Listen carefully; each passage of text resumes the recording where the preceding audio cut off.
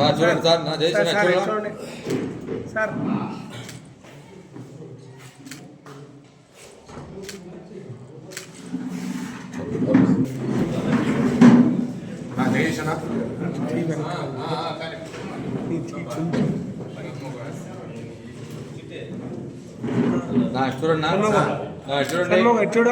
చూడండి చూడు శ్రీబాబు సార్ చూడండి సార్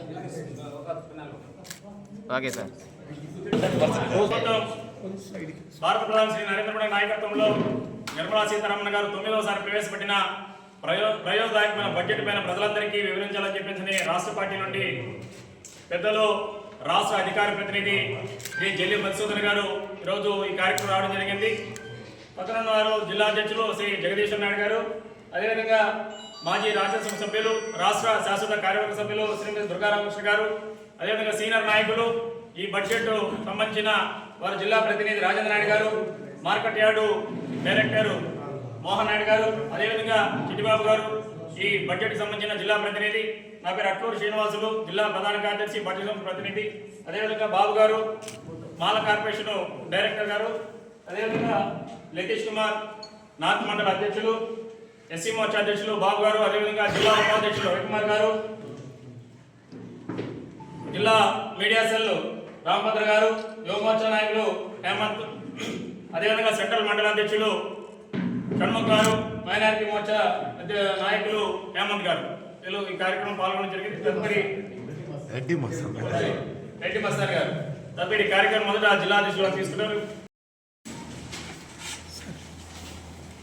అందరికీ నమస్కారం. మీడియా మిత్రులందరికీ నిన్న శ్రీమతి నిర్మలా సీతారామన్ గారు గౌరవ ప్రధానమంత్రి శ్రీ నరేంద్ర మోడీ గారి మార్గదర్శకత్వంలో భారతదేశ 2026-27 బడ్జెట్ని ప్రధానంగా ఎన్నికల సమయంలో ముఖ్యంగా తమిళనాడు, పశ్చిమ బెంగాల్, అస్సాం లాంటి కీలక రాష్ట్రాల ఎన్నికలు ఉన్నప్పుడు ఎవరైనా సరే విపరీతమైన రాయితీలు, ప్రజాకర్షక పథకాలు ప్రవేశపెడతారని ఊహిస్తారు. కానీ శ్రీ నరేంద్ర మోడీ గారు జనాకర్షణ పథకాల కన్నా జనానికి మంచి చేసే విధానాలని తన బడ్జెట్లో ప్రవేశపెట్టారు. జనాకర్షక పథకాలు కేవలం ఓట్లు రాలుస్తాయేమో కానీ ఈ దేశ ప్రగతికి ఏదైతే మోడీ గారు సంకల్పించారో వికసిత్ భారత్ 2047కి అభివృద్ధి చెందిన దేశంగా భారతదేశాన్ని తీర్చిదిద్దడానికి ఉపయోగపడే అంశాలను మాత్రమే బడ్జెట్లో ప్రవేశపెట్టడం జరిగింది. చాలా మంది ఆశ్చర్యం వ్యక్తం చేశారు మాకు, ఇన్ని ప్రధానమైన రాష్ట్రాల్లో మీరు అధికారానికి రావాలనుకున్న సందర్భంలో ఇలాంటి బడ్జెట్ ఎందుకు పెట్టారని.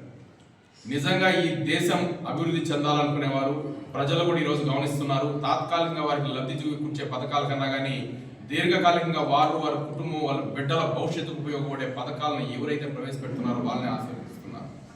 అలాంటి సందర్భంలో ఈ యువకులను ముఖ్యంగా టార్గెట్ చేస్తూ ఈరోజు అనేక రకాలైన స్కీమ్స్ వారు తీసుకురావడం జరిగింది. విద్యా సంస్థలకు పరిశ్రమలు అనుసంధానం చేయడం కావచ్చు, అదేవిధంగా ప్రత్యేకంగా ఫార్మా రంగంలో ఒక యూనివర్సిటీని తీసుకురావడం కావచ్చు, స్కిల్ డెవలప్మెంట్ మీద కావచ్చు, అదేవిధంగా చిప్పుల తయారీలో 2వ దశలో 40,000 కోట్లతో ఒక పథకాన్ని తీసుకురావడం కావచ్చు, హై స్పీడ్ రైల్ కారిడార్లు కావచ్చు, ఇవన్నీ యువతను టార్గెట్ చేసి వారు యువకులకు సంబంధించిన బడ్జెట్ను నిన్నటి రోజులు తీసుకురావడం జరిగింది.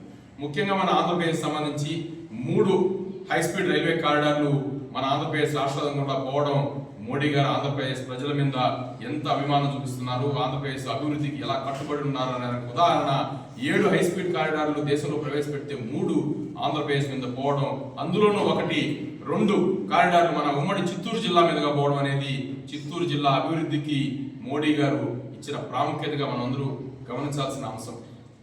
అదేవిధంగా జిల్లాలో విపరీతంగా కొబ్బరి కావచ్చు, మనం జీడి మామిడి కావచ్చు తూర్పు ప్రాంతంలో పండిస్తాం.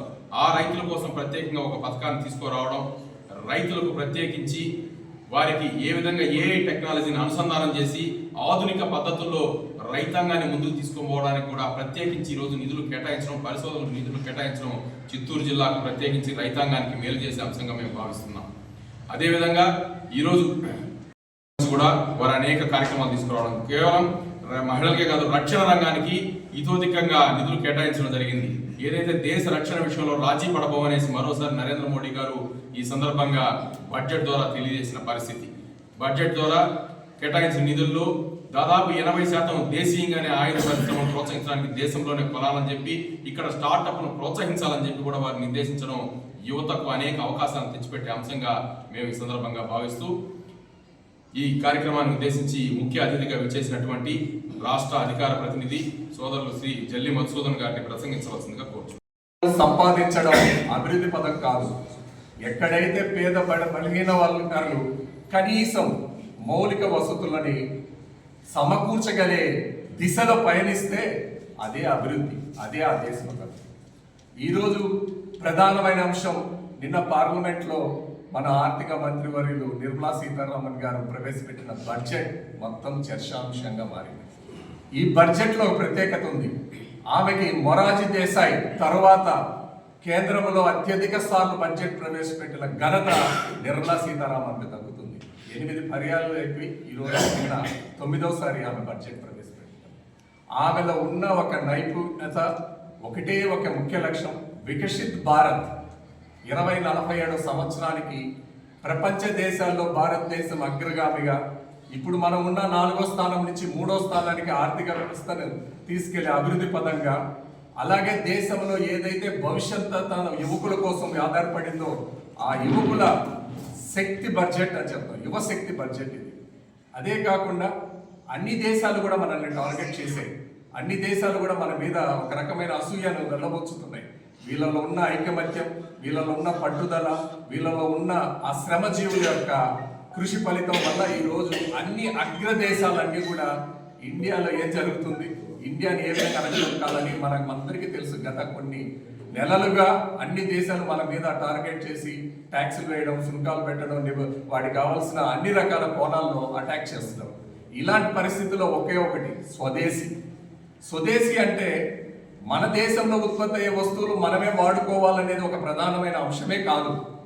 స్వదేశీ ధర్మం, స్వదేశీ భాష, స్వదేశీ ఆత్మగౌరవం, స్వదేశీ భోగ అంటే ఒక వస్తువులే కాదు, ఇక్కడ మన ఒక సంస్కృతి, మన ఒక భాష, మన ఒక వేషధారణ, మనం పండించే పంటలు కానీ వంటలు కానీ ఇవన్నీ కూడా అన్ని దేశాలకి, ప్రపంచంలో ఉన్న అన్ని దేశాలు కూడా ఈరోజు భారతదేశాన్ని చూస్తాయి.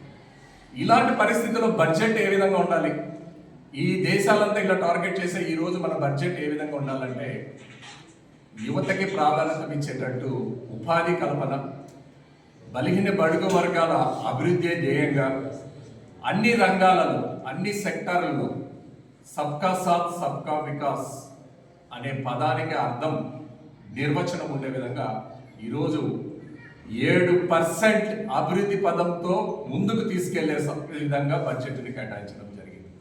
మనకు తెలుసు, అట్లని మనము ఏ దేశాన్ని కూడా అగౌరవపరిచేది లేదు, ఏ దేశాన్ని కూడా తోసుకునేది లేదు. వాళ్ళతో కలిసి పర్యాటక రంగం.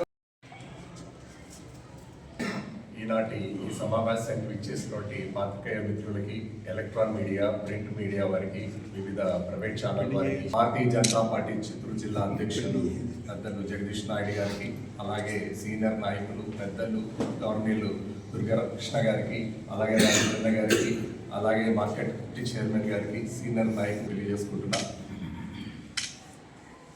140 కోట్ల మంది భారతీయులు ఎంతో ఎదురు చూస్తుంటారు. ప్రతి సంవత్సరం కూడా దేశ ఆర్థిక బడ్జెట్ ఏ విధంగా ఉంటుంది, అన్ని రాష్ట్రాల్లో ప్రగతి సామర్థ్యం ఏ విధంగా ఉంటుంది, దానికి ముందు మనం ఒక విషయం తెలుసుకోవాల్సిన అవసరం ఉంది.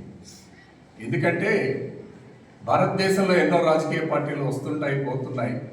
వాటి ప్రస్థానం ఏ విధంగా ఉంది, వాటి యొక్క సిద్ధాంతాలు ఎంతకాలు ఏ విధంగా ఉంటాయనేది అందరూ తెలిసిన విషయం. కాకపోతే క్రీస్తు పూర్వం 1700 సంవత్సరంలో భారతదేశం యొక్క పాత్ర ప్రపంచ దేశాల్లో 25% జీడిపి ఉందంటే ఎవరు నమ్మరు.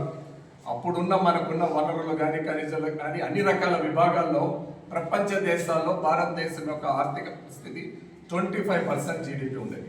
ఎప్పుడైతే బ్రిటిష్ వాళ్ళు వచ్చి కొల్లగొట్టుకొని మొత్తం దోచుకొని ఇక్కడి నుంచి సర్వనాశనం చేసి ఈ దేశాన్ని వెళ్ళిపోయారో, ఆ తర్వాత స్వతంత్రం వచ్చిన తర్వాత భారతదేశం యొక్క జీడిపి పరిస్థితి 2-3% ఉండింది.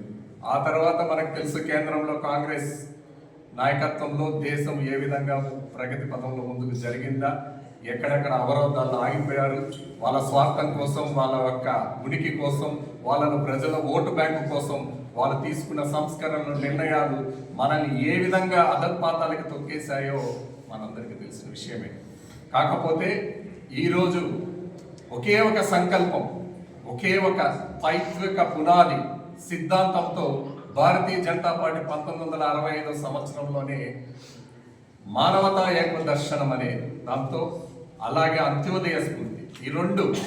భారతీయ జనతా పార్టీకి నాయకుడు ఉండడు, జెండానే నాయకుడు.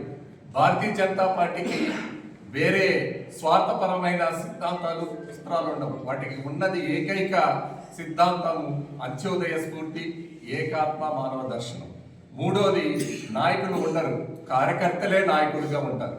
కాబట్టి కుటుంబ పరిపాలనకు కానీ, వ్యక్తిగత స్వార్థాలకు కానీ, వాళ్ళ ఓటు బ్యాంక్ కోసం కానీ ఏ రోజు దేశ భవిష్యత్తును కానీ, దేశ రక్షణ విషయంలో కానీ, దేశ అభివృద్ధి విషయంలో కానీ బలహీన బడుగు వర్గాల యొక్క అభివృద్ధి పదంలోకి తీసుకెళ్లే పాత్ర భారతీయ జనతా పార్టీలో ప్రత్యేకమైన పాత్ర.